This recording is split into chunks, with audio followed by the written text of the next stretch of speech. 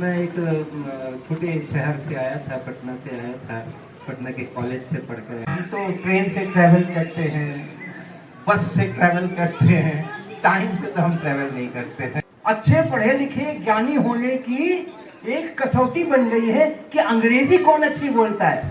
प्रणाम sir. Sir जैसे उन्होंने कहा, मैंने भी हमेशा नहीं देखा था आपको, आज लाइव देखकर सुनकर बहुत ही अच्छा लग रहा है। And sir congratulation, Padmashri award मिला था आपको।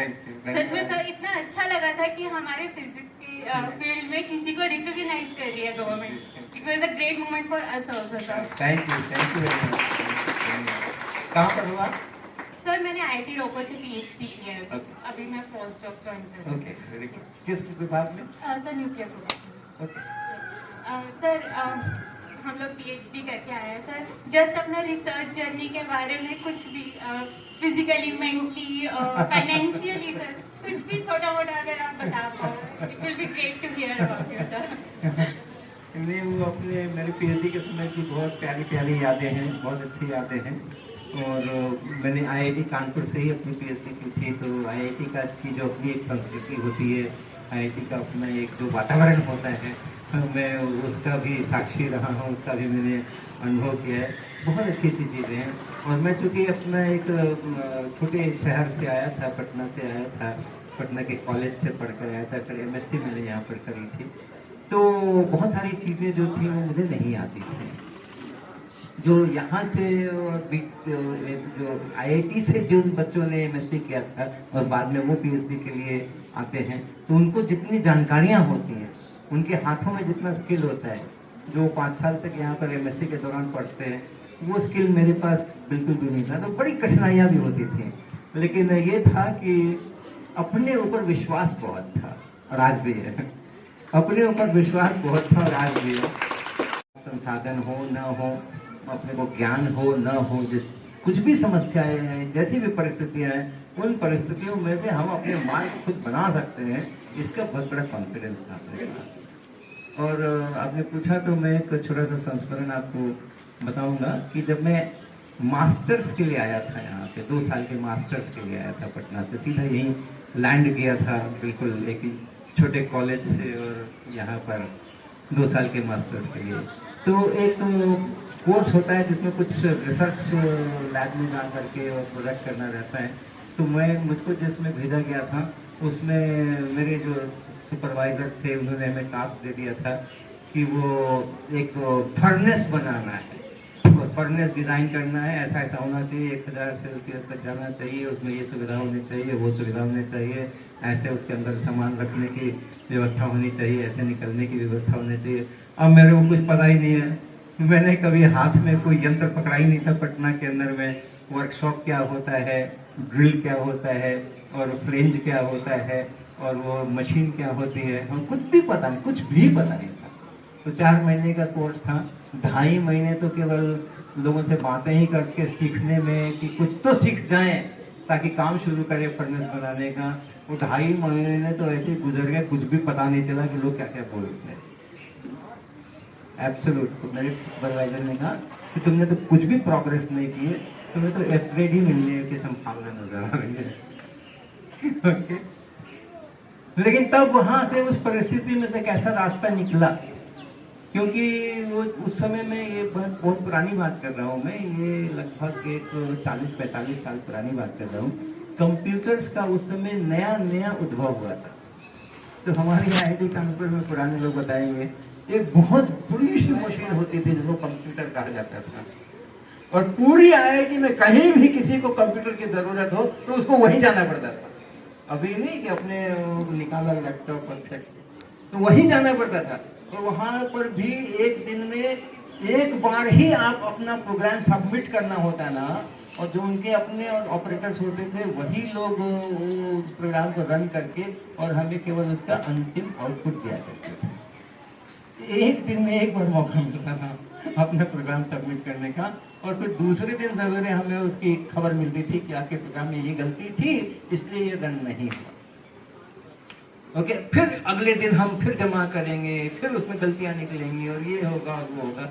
लेकिन फिर भी हमें चूंकि पहले सेमेस्टर में प्रोफेसर वी राजा रमन ने थोड़ा प्रोग्रामिंग सिखाया था, वोट्रान का छोटा छोटा प्रोग्राम करना, तो हमने वहीं से बिल्ड करना शुरू किया। जिस लैब में मुझे वो रिसर्च प्रोजेक्ट करना था, उस लैब में अभी भी उस समय वो सारा जो कैलकुलेशन एनालिसिस होता था वो मैनुअली होता था। रिसर्च पेपर्स निकलते थे लेकिन वो मैनुअल सारे, और बड़े बड़े कैलकुलेशन, बड़े बड़े ग्राफ प्लॉटिंग, बड़े बड़े ऑप्टिमाइजेशन, ऐसे आंख से देखा और कुछ कर लिया, ऐसे ही होता था। तो 1.5 महीने का जो बचा हुआ समय था, मैंने सोचा क्या मैं इस रिसर्च लैब के लिए एक कंप्यूटर प्रोग्राम लिख सकता हूँ। अभी तक मैंने 8-8, 10-10 लाइन के ही प्रोग्राम लिखे थे उस कोर्स के तहत, और इसका पूरे रिसर्च उसके लिए लिखने का मतलब है लैब का पता नहीं कितने 1000 लाइन का प्रोग्राम बनेगा कि क्या बनेगा मालूम नहीं। लेकिन हमने उसके अंदर में दिन रात मेहनत किया, काम किया, पर सुपरवाइजर को पता भी नहीं था कि मैं क्या कर रहा हूँ। तो समझ रहे थे बेकार है ये स्टूडेंट, इससे कुछ होने वाला नहीं है, ये कुछ आता ही नहीं है कि 2.5 महीने बीत गए, 3 महीने बीत गए, फिर नहीं कर रहा है ये, उनको पता भी नहीं। लेकिन हमने पैरेलल में रात दिन सारे बाकी के कोर्सेज करते हुए और वो उसको पूरा किया, और जब उसको वाकई में पूरा किया तो जो रिसर्च वहाँ कर रहे थे पीएचडी स्टूडेंट्स, उनका डेटा लेकर के और उसको अपने कंप्यूटर प्रोग्राम में फिट करके उसमें से पैरामीटर्स निकाल करके उनको हमने जब हो गया, मेरा संतोष हो गया कि हाँ, तब मैंने अपने सुपरवाइजर को बताया कि ऐसा और ऐसा ऐसा है, तो मैंने ये बनाया है आपकी लैब के लिए, आप अपने स्टूडेंट्स को इस पर पीएचडी करा सकते हैं। और वो प्रोग्राम ने मुझको उस कोर्स में तो खैर ग्रेड दिलाया ही दिलाया, जो बेस्ट ग्रेड ए होता था वो दिलाया ही दिलाया। लेकिन मजे की बात ये रही कि मैंने अपनी पीएचडी उसी प्रोग्राम से की, उसी लैब के अंदर में। पीएचडी करने के बाद मैं पटना चला गया, वहाँ पे मैंने 15 साल पढ़ाया। जिस कॉलेज में मैंने बीएससी पढ़ी थी उसी कॉलेज में 15 साल मैंने पढ़ाया। लोग बहुत कह रहे थे कि तुम विदेश जाओ, इस यूनिवर्सिटी जाओ, प्रिंसटन जाओ, फलानी जगह जाओ, बड़ा रिसर्च करो, ये करो वो करो। लेकिन मैंने कहा नहीं, मुझे पटना वापस जाना है। जिस पटना ने मेरे को बीएससी करा कर भेजा है, मुझे पटना वापस जाना है। वो छोटा शहर है, छोटे तरह के वहाँ पर संसाधन होंगे, लेकिन मुझको वहीं पे जा करके अपनी सेवाएं देनी। 15 साल मैंने वहाँ पर करके तब फिर वापस यहाँ आया।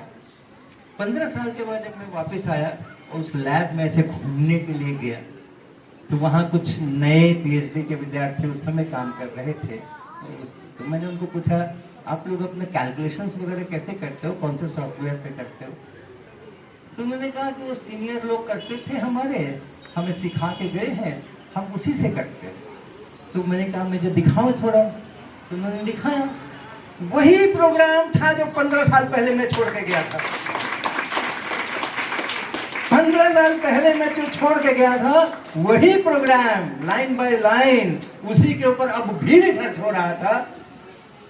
अपने ऊपर यकीन अगर रखेंगे ना, हम अपनी शक्तियों के ऊपर विश्वास रखेंगे, तो कभी शिकायत नहीं करेंगे कि ये नहीं मिला इसलिए ये नहीं हुआ, वो नहीं मिला इसलिए वो नहीं हुआ, हमारी लैब के अंदर में ये सुविधा नहीं थी, वो इंस्ट्रूमेंट नहीं था, फलाना नहीं था, हमारे टीचर अच्छे नहीं थे, फलाने।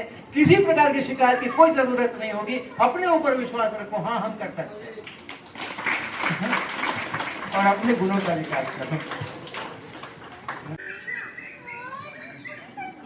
टाइम ट्रैवल की थ्योरी क्या है? टाइम ट्रैवल की? हाँ। मुझे तो पता ही नहीं है। नहीं सर, आपने एक आर्टिकल लिखा था गूगल पे, वो मैंने पढ़ा था। अच्छा, हाँ। क्या लिखा था मैंने? टाइम ट्रैवल की आपने एक थ्योरी लिखी थी, वो मैंने पूरी पढ़ी। नहीं, वो कोई मेरे नाम के कोई दूसरे वैज्ञानिक होंगे, उन्होंने लिखा होगा। हम तो ट्रेन से ट्रैवल करते हैं, बस से ट्रैवल करते हैं, टाइम से तो हम ट्रैवल नहीं करते हैं। हमें पता नहीं कि टाइम से कैसे ट्रैवल किया जाता है। अगर आपने कुछ पढ़ा है तो वो मेरा नहीं लिखा होगा। अगर मेरे नाम से कुछ लिखा हुआ है तो कुछ दूसरे ही व्यक्ति होंगे, दूसरे ही लोग होंगे जिन्होंने उनका भी वही नाम रहा होगा जो मेरा नाम है। तो इसलिए आपको वैसा भ्रम हो रहा है ना। वो टाइम ट्रैवल मुझे सचमुच में कुछ भी पता नहीं है कि क्या होगा। ओके, लेकिन आप बहुत चिंतित नजर आ रहे हैं मुझे। आप टाइम ट्रेवल करना चाहते हो क्या? क्यों? मुझे बस अपने बाबा का बचपन में गई।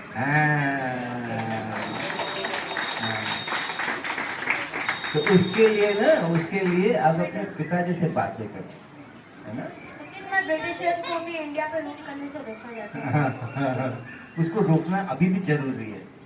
अभी भी हमारे यहाँ ब्रिटिशर्स ही रूल कर रहे हैं, ब्रिटिशर्स ही हमारे यहाँ रूल कर रहे हैं। हम जाते हैं कहीं अच्छी जगह पे तो टाई लगा के जाते हैं ना। क्यों लगा के जाते हैं टाई, बताओ तो? ये टाई लगा के हम क्यों जाते हैं? हमारे यहाँ अच्छे लगने के लिए। हमारा देश जो है हजारों साल पुराना देश है। हमारे हजारों साल पुराने देश के अंदर में कोई टाई नहीं लगाता था, किसी ने कभी टाई नहीं लगाई। हम क्यों टाई लगाते हैं? क्यों? अच्छे लगने के लिए। हमें लगता है कि ब्रिटिश वाले टाई लगाते हैं, अंग्रेज लोग टाई लगाते हैं, हम भी टाई लगाएंगे तो हम अच्छे लगेंगे। तो हम पे कौन राज कर रहा है? ब्रिटिश आज भी राज कर रहे हैं ना। 1 जनवरी को हम लोग सबको happy new year, happy new year, happy new year करते हैं ना। क्यों करते हैं? हमारे यहाँ तो वर्ष शुरू 1 जनवरी को नहीं होता है। हमारे जो काल गणना है, हमारा जो कैलेंडर है, हमारा जो पंचांग है, वो इतना वैज्ञानिक है, उस काल गणना में 1 जनवरी को नया साल शुरू नहीं होता है। लेकिन ब्रिटिशर्स के यहाँ नया साल 1 जनवरी को शुरू होता है। नवरात्रि है, वो चित्र शुक्ल प्रतिपदा है, वो सब हमारे यहाँ होता है। लेकिन हम हैप्पी न्यू ईयर हर 1 जनवरी को जो मिलेगा, happy new year, happy new year, happy new year, card बना करके हम देते फिरते हैं। क्यों? ब्रिटिशर्स हमारे दिमाग पे राज करते हैं। ब्रिटिशर्स आज भी हमारे दिमाग में राज करते हैं, उसको भगाना है। आप भगाना चाहते हो ना ब्रिटिशर्स को? हाँ, अपने भारत को ब्रिटिशर्स से बचाना चाहते हो ना? है, बर्थडे होता है तो हम सारे लोग केक काटते हैं। हमारे यहाँ तो कभी नहीं केक कटा था हजारों साल से। हमारी परंपरा में है क्या केक काटना? कहीं पर भी नहीं है ना। लेकिन केक नहीं कटे तो लोगों को लगता है अरे कैसा बर्थडे हो गया, केक ही नहीं कटा, किसी को केक नहीं मिला। ये केक क्यों काट रहे हैं हम? ब्रिटिशर्स हमारे दिमाग पे राज करते हैं। हम बोलने में, भाषा करने में, भाषा का उपयोग करने में, कोई अंग्रेजी में पट पट पट पट पट बोलता है ना, तो हमें लगता है हाँ ये बड़ा अच्छा पढ़ा लिखा है, कितनी अच्छा अंग्रेजी बोलता है। अच्छे पढ़े लिखे ज्ञानी होने की एक कसौटी बन गई है कि अंग्रेजी कौन अच्छी बोलता है। इसीलिए बच्चों को सबको आप देखे होंगे ना स्कूलों में इंग्लिश मीडियम प्रचार करते हैं। इंग्लिश मीडियम प्रचार किस चीज का किया जाता है? हाँ, कोई भी चीज का जो प्रचार किया जाता है ना, वो उसी चीज का प्रचार किया जाता है कि लोगों को जो अच्छा लगता है उसी चीज से प्रचार होता है ना। जितना एडवर्टीजमेंट होता है, ये होता है, वो होता है, उसी चीज से होता है। तो ये इंग्लिश मीडियम का साइन बोर्ड क्यों दिखता है? इसलिए कि ब्रिटिशर्स मेरे दिमाग पे अभी भी राज कर रहे हैं। हम अंग्रेजी, चूंकि वो लोग अंग्रेजी बोलते हैं, तो हम अंग्रेजी बोलेंगे तो हम अच्छे हो जाएंगे, ऐसा लगता है हमें। वो संस्कृत बोलेंगे हम, संस्कृत के अंदर में कितना अच्छा वो स्वास्तिक पाठ अभी किया गया, बच्चों में कितना अच्छा वो शिव तांडव का स्रोत किया गया। तो हमको कहीं ना कहीं पर अभी भी ब्रिटिशर से लड़ाई हमारी जारी है। ब्रिटिशर से लड़ाई आपको पीछे जाने की जरूरत नहीं है, टाइम ट्रेवल करने की जरूरत नहीं है। आज की तारीख में भी आप लड़ाई करो। हम लड़ाई कर रहे हैं, मैं लड़ाई कर रहा हूँ, और इसलिए बहुत बार बहुत लोगों से मुझे बहुत कुछ सुनना भी पड़ता है और हमें प्रताड़ना भी झेलनी पड़ेगी। ब्रिटिशर से लड़ाई करोगे तो आसानी से थोड़ी लड़ाई चलेगी, उस लड़ाई में तो बहुत संघर्ष करना पड़ेगा। मैं कर रहा हूँ, आप भी करो, सब लोग करो, आजाद करो ब्रिटिशर से। हमारे दिमाग पर राज करना है, वो उसे अपने को आजाद करना है। सर मैं कानपुर देहात से हूँ और अभी तक मैंने आपको यूट्यूब पर देखा हुआ है या पढ़ा हुआ है, फर्स्ट टाइम आपसे बात कर रहा हूँ। तो मेरा ये मानना है कि अगर आप आर्ट पढ़ते हैं तो आप चीज़ों को बता सकते हैं कि क्या गड़बड़ हो रही है। अगर फिलॉसफी है तो आप दर्शन दे सकते हैं, लेकिन जो एक्चुअल में समाधान होगा वो विज्ञान से ही होगा। बट जो बेसिक साइंस है अपने भारत में, उसकी स्थिति क्या है भारत में? क्योंकि लोग मैकेनिकल इंजीनियर बन जाते हैं, लेकिन बेसिक साइंस पे कहाँ पर हम लोग स्टैंड कर रहे हैं। जी। और मतलब अगर साइंस पढ़ भी दिया तो किसी सेठ के पास चले गए और उसके लिए कुछ काम करने लगे। हम लोग कितना रिसर्च पे काम कर रहे हैं, हमारी वहाँ पे क्या स्थिति है? देश के साथ जुड़ना है, मन से देश के साथ जुड़ना है, भारत के साथ जुड़ना है। भारत के साथ जुड़ने का मतलब भारत के विचार के साथ जुड़ना है। भारत एक बहुत बड़ा विचार है। भारत में जो विचार है वसुधैव कुटुंबकम हम कहते हैं। सारी दुनिया को हम एक साथ एक कुटुंब की तरह देखना चाहते हैं। उसके अंदर जो रावण और कंस जैसे लोग हैं उनके साथ हम संघर्ष करना चाहते हैं, ताकि मेरी सारी दुनिया जो है वो एक शांतिपूर्वक, एक सुखपूर्वक रह सके, प्रकृति और अच्छी बन सके। ये भारत एक बहुत बड़ा विचार है और ऐसा विचार दुनिया में शायद ही कहीं पर किसी के पास आपको मिलेगा। तो इसको सुदृढ़ करेंगे ना, जब इसके साथ, इसकी जड़ों के साथ जब जुड़ेंगे तो वो बेसिक साइंस और साइंस पढ़ करके उसका क्या इस्तेमाल करना है, कैसे इस्तेमाल करना है, उन सब समस्याओं के मूल में यही। आप भारत के साथ जुड़ो, दूसरों को जोड़ो, आप देखो आपकी ये सब समस्याएं जो वो कम हो जाएंगी। जो ब्रिटिशर्स हमारे दिमाग पे राज कर रहे हैं ना, उसके कारण से ये बेसिक साइंस की भी समस्या है। क्योंकि ब्रिटिशर्स का जो पश्चिमी दर्शन है उसका एक ये है कि हम कितना ज्यादा अपने उपभोग के लिए सामान अपने पास इकट्ठा कर सकते हैं। हमें दुनिया से मतलब नहीं है, संसार से मतलब नहीं है, प्रकृति से मतलब नहीं, मेरे पास क्या आने वाला है, मेरे पास क्या आने वाला है। तो ये जो है ना, उसके उस भ्रम के अंदर में हम अपने बेसिक साइंसेस का उपयोग साइंस के हिसाब से नहीं करते हैं, बल्कि कहीं ना कहीं फिर से वो संग्रह करने के लिए और इकट्ठा करने के लिए, सामान अपने लिए इकट्ठा करने के लिए वो शुरू कर देते हैं। और वो करोगे तो आपकी साइंस अच्छी नहीं होगी। मैंने जब किताब में लिख रहा था अपने कॉन्सेप्ट ऑफ 8 साल का वक्त लगाया था, उसके अंदर में बहुत टाइम, यूथ का टाइम था मेरा। तो मेरी क्या कल्पना थी? मेरी कल्पना ये नहीं थी कि ये किताब मैं लिखूंगा तो मेरा नाम होगा, या किताब ये लिखूंगा तो मुझे बहुत सारा उसका रॉयल्टी का पैसा मिलेगा। ये कल्पना नहीं थी। अगर ये कल्पना होती, जो कि है, बहुत सारे लेखक इसी के लिए लिखते हैं कि किताब छपेगी तो रॉयल्टी आएगी, चाहे कुछ होगा, तो उसका स्तर वैसा नहीं हो सकता है। लेकिन मेरे दिमाग में सिर्फ ये था कि एक हमारे भारत को जो चाहिए मुझे, मैं वो लिख रहा हूं। जो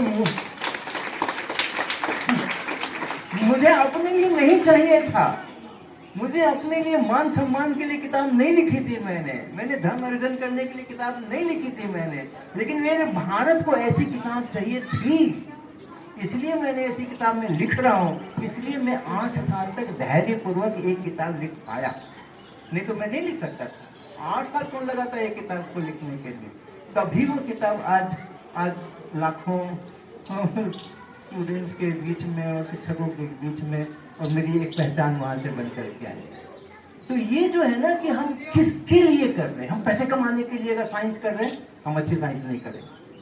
हम पैसे कमाने के लिए इंजीनियरिंग कर रहे हैं, हम अच्छी इंजीनियरिंग नहीं करेंगे। फिर वो प्रकृति के साथ जुड़ेगा नहीं, फिर वो प्रकृति के साथ जुड़ेगा नहीं। भारत के साथ जुड़ जाओ, सब समस्याओं के मूल में, सारी समस्याओं के मूल में एक ही समाधान है, भारत के साथ जुड़ जाओ, सब ठीक हो जाएगा।